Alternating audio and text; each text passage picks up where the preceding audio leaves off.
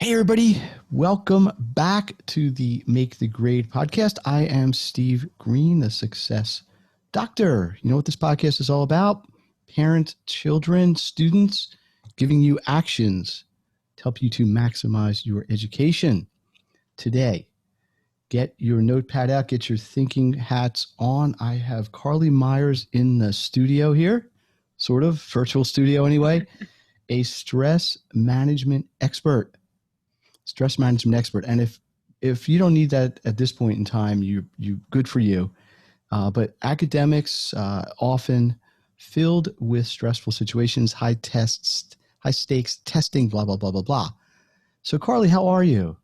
I'm doing fine. Great. How are you? I am excited. I am excited to have you on with me. Generally, everything is doing well. So let me tell everybody a little bit about you. You are an expert in helping high achieving CEOs, business owners, and managers who feel overwhelmed and exhausted to find peace and freedom they desire. You're the founder of something called the Stress Less Company. Helped hundreds of professionals around the world take action to reduce stress through educational and mentoring programs. She believes there's no one size fits all when it comes to stress management. And that is her thing. She is a diplomat at the American Institute of Stress. I didn't know there was such a thing. We'll have to talk about that. And her work recently is featured in media outlets like Parade, Fox 29, Good Day America, Maui News. That's a good one. I got to get on that one. You can maybe give me some connections there. And Holy Magazine. And we're going to talk today. Obviously, you've worked with some high level people, right? Mhm. But I'd like to, talk about that and bring this around and see how some of these same techniques may be able to help parents to help their children. So let's start at the very beginning. What inspired you to get into this? What was there an epiphany? Was there something that happened slowly over time? But how'd you get into this the Stress Less Company? Yeah, so it's funny when folks ask me this question, I always say, you've just opened a can of worms. No, we got an hour here. We got some time, yeah. So, I actually I'm not going to spend the whole hour telling my story, but I got into this line of work because of an experience that I had when I was a kid. And long story short, my mom ended up dating a bad apple when I was in middle school. And she kind of realized it a few weeks in, so she broke it off. And, uh, as we do when we go through breakups, when we're ready, we start dating again. And so my mom started dating, and she ended up meeting another guy, and things were progressing. And a few weeks later, it turns out that that ex-boyfriend had not stopped paying attention. And so that ex-boyfriend ended up breaking into my childhood home, killing my mom's new boyfriend, and trying to kill my mom. Wow, Yeah. that's a major traumatic experience at worst or best. So okay. Yeah. Well, that I'm sure that had an impact on you as what, a 13-year-old, 12-year-old? 12-year-old. Yep. Okay. Yep. And so, my mom, for context, she was shot point blank in the back of her head. So she was in medically induced coma for a while. She had to learn how to walk again, talk again, Hmm. swallow again. That was like the happiest day because it meant she could leave the hospital because she could eat on her own. And I mean, she was not supposed to survive, but she did. And if you saw her today, you would have absolutely no idea. All she has is a pair of reading glasses and a slight limp. That's it. But for me, my portion of that, my piece of that situation was that while my mom basically made a full recovery, I really struggled for a long time. I struggled with the symptoms of PTSD, with night terrors, with overwhelm, with stress.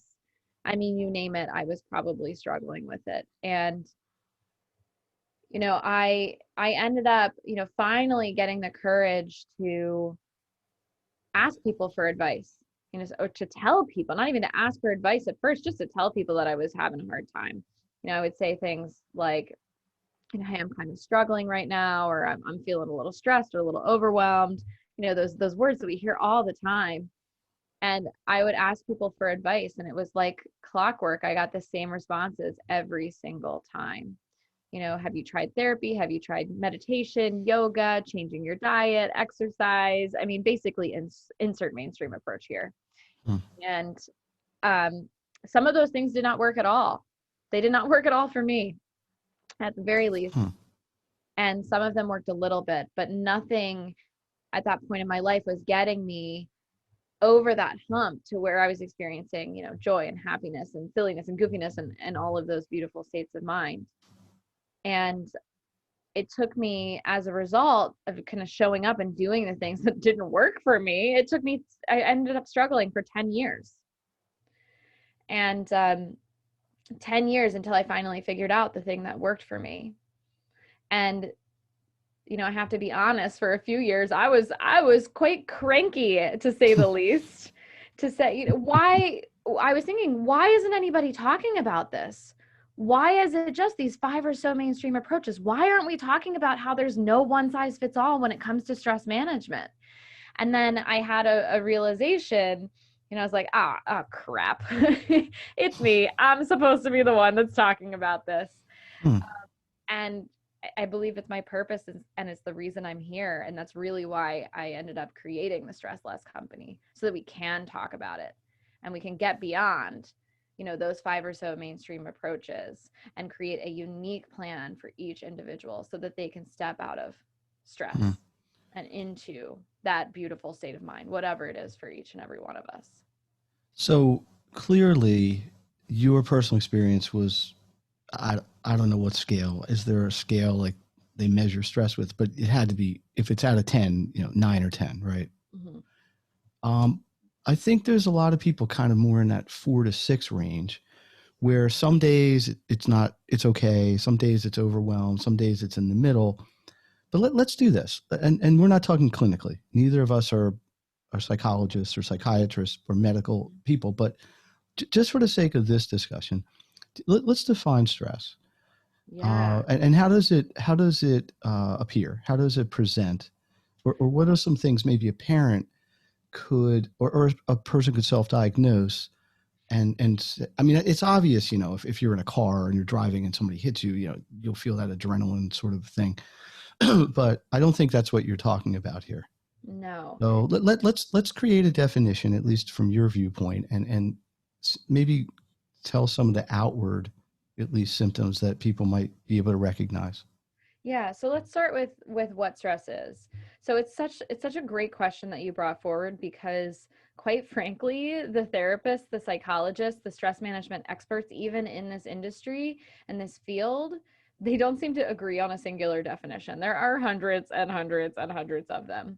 But, in doing my work, I found 2 definitions that really resonate with me and the work that I do. So I will start with my second favorite definition, then I'll move on to my first. So my second favorite definition is physical, mental, or emotional strain or tension.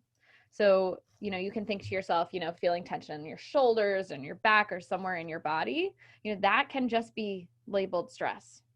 You can also think about, many of us have had those moments where we're laying in bed at night and the wheels are going a million miles a minute, where we're thinking about that email we need to send, or that we didn't respond to, or this thing that should have gone differently, or all the crap we have to do tomorrow. My cat being sick. Exactly, right? And so our Hundreds of wheels are millions of, going, right. Yep. and that's stress. And so that's my second favorite. Now, this is my first favorite. And this is a condition or feeling experienced when we perceive that the demands exceed the resources we are able to mobilize. So a condition or So feeling experienced when we perceive that the demands exceed what we're able to mobilize. And at this point, it's really AKA, I can't handle this. I don't have what right. it So takes. you're defining it as sort of I'm not putting words in your mouth, but an inability to cope at that moment, the inability to have the tools or Mm-hmm. whatever that means to cope with the present, whatever's going on at that present time. Yeah, and then it may not be actually the lack of tools, right? The Or tools the might be inability to there. use them. Right. Yeah, exactly. We might not be able to see that they are there and we have access to them. And so So, we so if let me see if I can give you an example, yeah. which I get a lot in my caseload, and maybe you can bring one in, protecting people's confidentiality and all. So many times, a week, a year, a day, whatever, I hear a kid, I'll work with them. Hey, I get it. I understand the material. I'm feeling good about it. I can do the problems. They go in to take a test. I just froze up. Yeah, well, what happens is they're on a roll. There's 20 problems on the test, whatever, or 100, whatever, on an SAT, blah, blah. 40 in, they're doing great. All of a sudden, they hit a problem that's problematic, and it gets them off their game. And then the wheels start to spin the wrong way. Yeah. And they don't necessarily have, I think, maybe we can mutually define as the coping mechanisms or the action steps or whatever to offset that right then. And then once they get off of their comfort zone, then it kind of goes the wrong direction. So so one aspect is understanding where your limit is, right? What you can handle. True. And then the other one would be, how do you deal with when you kind of go into that yellow or red zone? If we say like the green zone is you're okay. Yellow, you're kind of halfway there, but you're managing it. Then the red zone, if we want to call it that, is the out of control. Yeah. Totally out of your comfort zone. Right. So so let's talk about that. What would you tell somebody here, or how would they recognize this? So on. Yeah. So just based on the example that you shared, it really makes me think about the different types of stress. Now, I'm not going to go into, there's quite a few different types of stress, but there's two specific types of stress that are really just part of this story that you shared, this example. So we have distress, which is basically what we've been talking about since the beginning of the podcast. And then we also have this thing called eustress. Eustress stems from the word euphoria, right? It's good stress. EU stress. Yep, okay. EU stress. And distress, when we experience it, that's when we experience those symptoms of, which we haven't even gone over yet, right? The symptoms of anxiety, headaches, insomnia, irritability, and also cardiovascular disease, heart attack, strokes, the scary stuff. And the reason that many of those things happen, especially the physiological things, is because when we are experiencing distress, our blood vessels actually constrict. And so the blood has trouble moving through our body. It can't move as quickly. The oxygen's having trouble getting to our brain. We have trouble focusing. And if we were to use, let's say, public speaking for an example, that's probably when we would get up on stage and forget everything we have to say. Now, in the testing example, that's when we sit down and we blank. Right. So it's actually a physiological, neurological response. Yes. Okay. Now, there is eustress. And this is the type of stress that we really, when we are outside of our comfort zone, we want to try to live in. Because when we experience eustress, our blood vessels actually expand. So our body is not fighting itself to fuel itself, right? To rise to the occasion. So the oxygen is able to get to our brains, the blood's able to move through our bodies. We still may have the sweaty palms, the sweaty armpits, the jitters. We still may be nervous, but our body's not fighting us to rise to the occasion. And so this is when we're more likely to remember the answers or be able to, go on stage and remember everything we were going to say. Now, the key difference between distress and eustress, aside from one being bad, quote unquote bad, and the other one being good, is actually just our perception of the stressor. So if we go back to your example about testing and that singular question that is outside of the comfort zone, my guess is most folks are seeing that question and they're thinking, oh no, I don't have what it takes. I didn't prepare well enough. I'm stupid, whatever the narrative is. And they go into poor, pitiful me, or and then it spirals down. And then it spirals. Versus a eustress response, the shift in perception would be, wow, this is a question I didn't know about. Something to learn. This will help me get to the next thing. Or wow, let's put a pin in that. Maybe there's something else in this test that will help me jog my memory, right? And we can think of it as a growth opportunity versus as this is sabotaging. It's a lemonade out of lemons thing. Okay, it can be. Now, typically, just for some context around eustress, typically it's been associated with things like getting married or having kids or getting that promotion or getting that good grade or, all of the good things that can be really stressful, but we view as good. But the psychological hack here is to turn lemons into lemonade, right? For sure.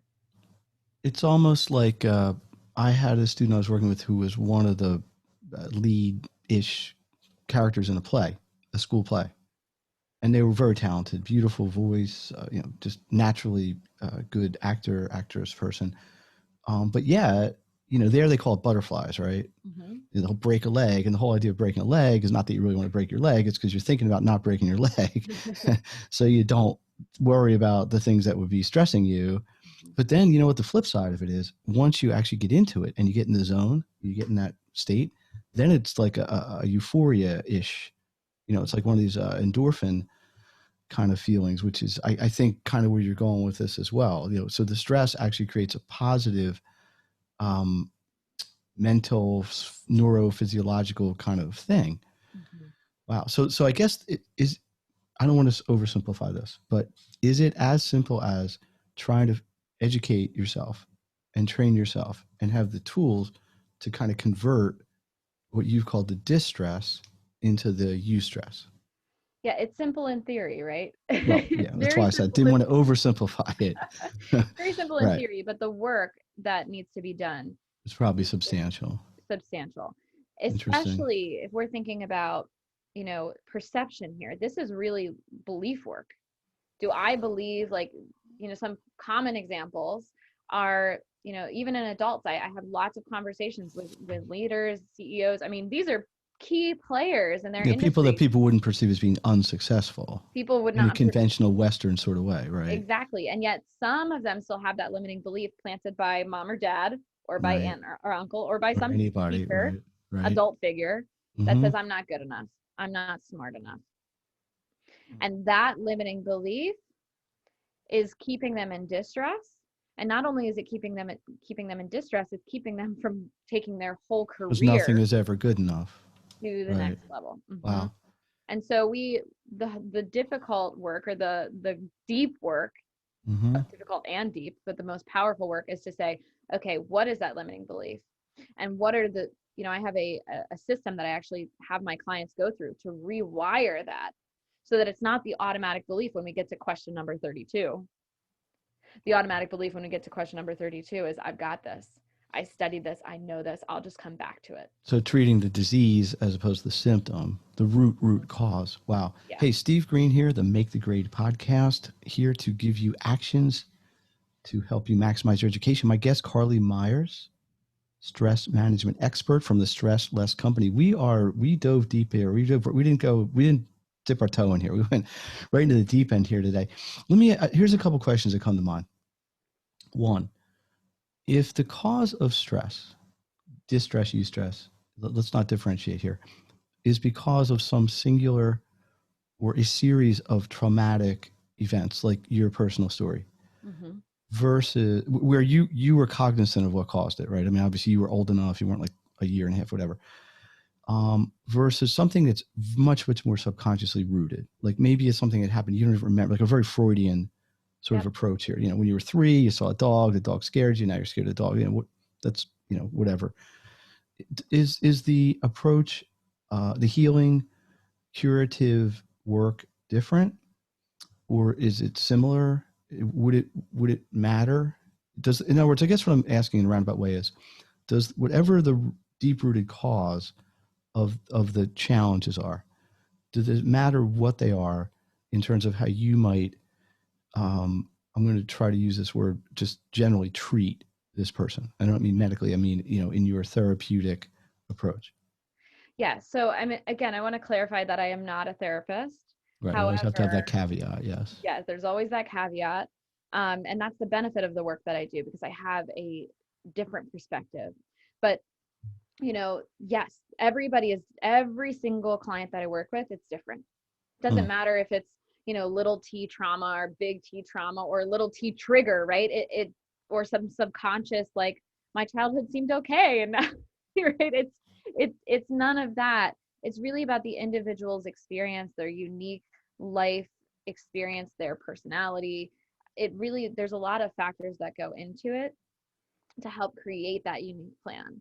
Now, I talked about those 5 or so mainstream approaches: therapy, yoga, meditation, changing your diet, exercising. All of those things can be great. And they may be in one person's plan, it might be see a therapist, work with Carlee, okay, do this limiting belief work, work on that. There's every plan is so unique. Some people don't need a therapist, right? But it really depends on the individual's personality, again, their background, Hmm.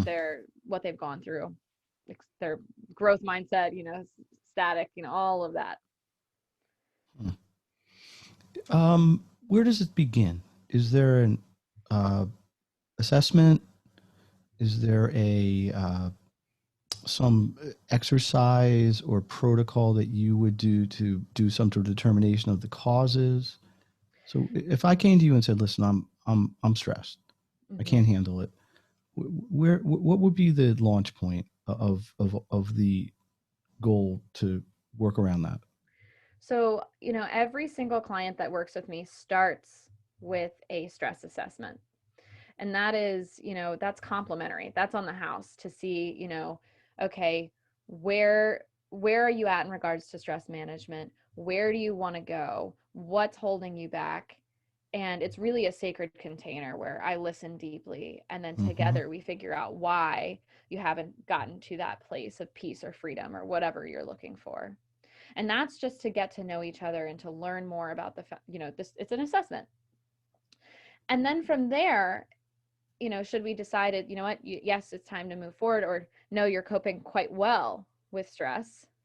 If they feel like they could use some more support, and we're both in agreement about that, then we go into my 7-step methodology. Unique methodology is not used anywhere else. And what this methodology does is it supports people in finding what uniquely works for them in terms of managing their stress. Now, it is a big 7 steps, don't be fooled. There's lots of nuances It's not with like 7 days. It's yeah, one a not day like for a 7 days. week. Yeah, you're not moving through these in 7 days. All of my programs are at least a year, to give you some context. Okay. But that's really where we would start. We would start with a stress assessment, and then should we work together, we really move through this methodology. Uh, Short term, is there something generally people are listening to this could ask this question? What can I do right now, or what should I do right now to reduce my stress? Yeah, Is there some breathing exercise? I know you're not poo pooing them, but I think what you're doing is you want people to go on beyond yep, them, right? yep. But is Hmm. there something basic, self manageable, perhaps, that you could advise that people could try at least just on a surface level? Yes. One of the things, so for context, when I told you I found the thing that worked for me after 10 years, I'm Mm-hmm. going to share exactly what that is. Okay. And that thing to reduce stress was called creative stress reduction. So, creative stress reduction for me looked like drawing, it looked like art.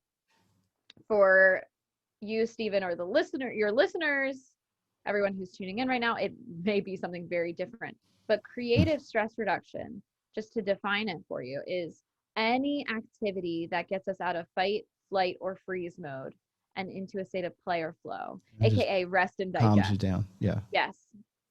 And so creative stress reduction is a great way, once you've been triggered by a stressor, to pull yourself back down to a Yeah, untriggered. I can tell you from me, that's playing music. I can play the guitar, I can play the piano, and I find there's an almost meditative-ish, and well, probably meditative is a good word, kind of space you get Yeah. into. Not like second in, but I think it's part of the nature of art. Art stimulates a different part of your brain, which may be what's going on.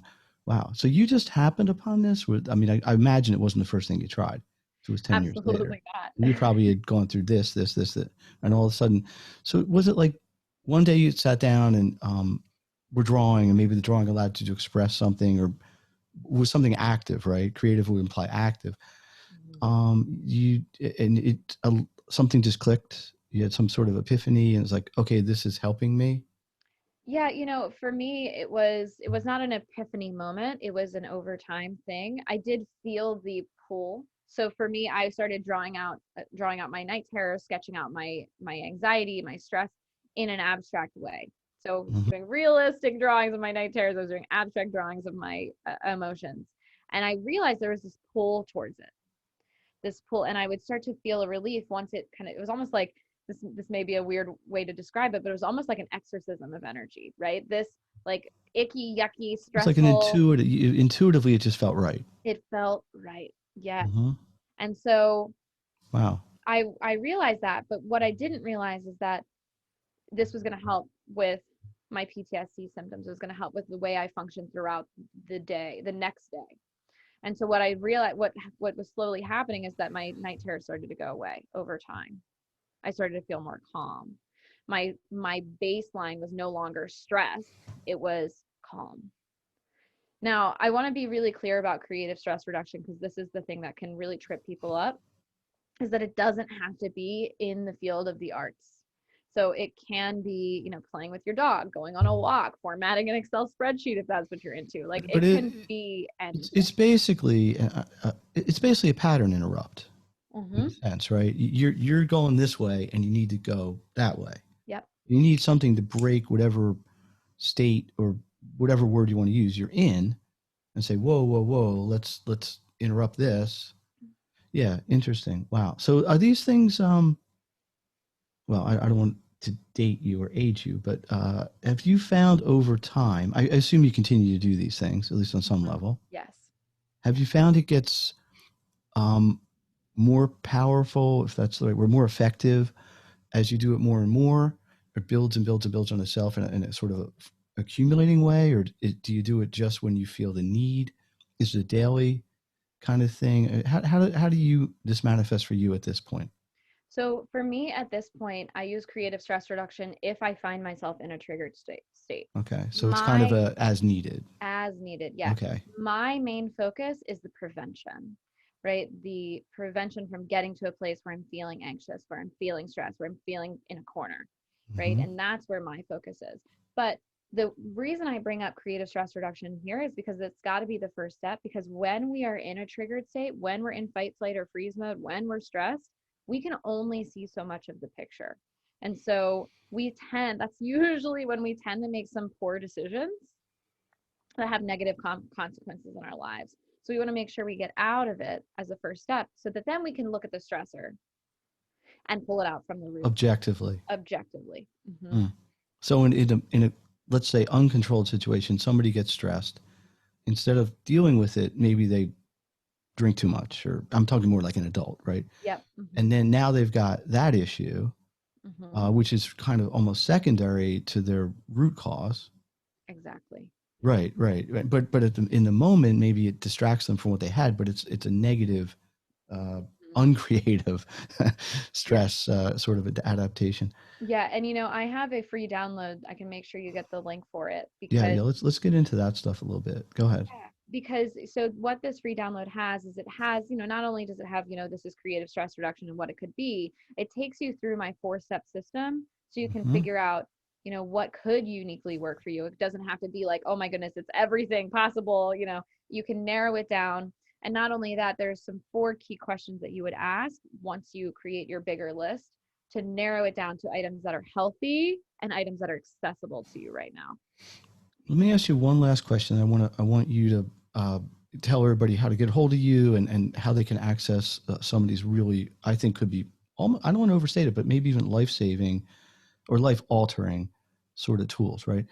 Um, so everything you're talking about, is it, I really don't want to use the word easier, a 14, 12, 15-year old versus let's say a 35-year-old adult, is it easier for one to do this work, or is it harder? Does it matter? Usually say, well, by the time you're 35 or 50, you got so much baggage you got to unwrap to get to the thing. So sometimes it's easier working with a younger person because they just haven't had time to accumulate it. Do you find it makes a difference, or is it just dealing with stress is dealing with stress? I think that there is certainly in many ways there can be for someone who's been through trauma, who's an adult that's gone through thing after thing after thing. You're talking about that baggage, the Yeah, relief, the result can be much more powerful. because But they then got so again, much more to let go, right? think about my situation as a 12-year-old girl. struggling for 10 years. I was pretty darn young, but that relief was exponential too. And again, I think it just depends on the individual. And Would you? Sorry, I've go done a ahead. lot of trainings for college age students, and I can tell you that the struggles that I'm seeing in college age students, in terms of stress, it may be a different stressor, but in terms of stress versus, a corporate professional, maybe they're actually very parallel. They really are. Hmm. Well, our neurology is not that much different individual to individual, right? I mean, the socialization is different, but the actual physical neurophysiology isn't that much different. Um, wow. Well, we listen. Steve Green, Make the Grade podcast here. Carlee Myers, really, we're really digging pretty deep here into some heavy duty stuff. But my goal is to give people tools to help themselves, students, adults. It might take some work, just like anything else, but the results, the benefits far, far outweigh the effort you have to make to get there. Carlee, how can people get a hold of you, or how could they access some of these gifts? Let's use that word, gifts you could provide for them. Absolutely. So, one of the first things that I want to offer is the opportunity to apply for a stress assessment. Okay. So, if you feel like you could use some support, All that's a right. really great place to start. And And we'll you can, put that in the show notes, which people can read. But go ahead. You can say what it is absolutely. too. Is that a Yeah. website or something they would go to? So that would be stresslessco.com/apply. Okay. That's probably the most important link that you will receive today. And then, Stresslessco.com/apply. Got it. mhm. I might be and then typing it out in a minute here myself. there you go. There you Go go. ahead. Stressful doing these interviews. Go Yeah. ahead. Keep going. Keep And going. in regards to the free gift, the link is a little complicated, so we'll just make sure that it's in the Okay. show Well, we'll notes. have everything there. So look down or look up from wherever you are right now on the podcast, folks. Um, do you have anything coming up, like an event or a workshop or a book? Do you have anything you want to talk about that you're doing? Sure. Yeah. So November 12th at Okay. 12 p.m. Eastern, I actually have a tea tasting event with the wonderful Louise Caruth Hmm. from Little Candle Tea Company. And it's all about tea and mindfulness. So that could be a really fun little way to start maybe a creative stress reduction um, activity that you Interesting. might like, making tea the best 8 minutes of your day. So that's coming up on November 12th. So it's like Um, tea making is like almost like a Zen exercise. Absolutely. Yeah. I So was that in should be a Japan. I really went fun. to a tea ceremony. It is very, boy, I don't even know what word to use.